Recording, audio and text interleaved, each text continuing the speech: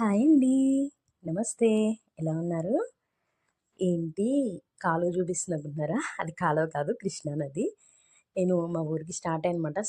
సడన్‌గా రావాల్సొచ్చిందండి. అందుకని బయలుదేరిపోయాం. మార్నింగ్ కల్లా మేము ఇబ్రహీంపట్నం దగ్గర ఉన్న పెర్రీకైతే వచ్చాము. ఇంక అక్కడికి రాగానే ప్రాన్స్, అలాగే ఫిష్ అక్కడ ఉన్నాయన్నమాట. అన్నీ లైవ్ ఫిష్ అండి. సూపర్‌గా ఉంటాయి.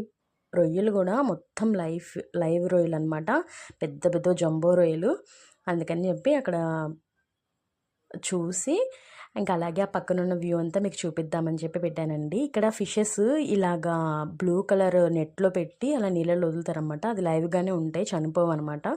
అలాంటివి మనకు కావాలి అనంటే బయట తీసుకొచ్చి చూపిస్తారు. మీకేం కావాలంటే అది మనం సెలెక్ట్ చేసుకొని తీసుకోవచ్చు. అండ్ ఇట్లా బయట కూడా పెట్టుంచుతారు. ఇవన్నీ లైవేనండి.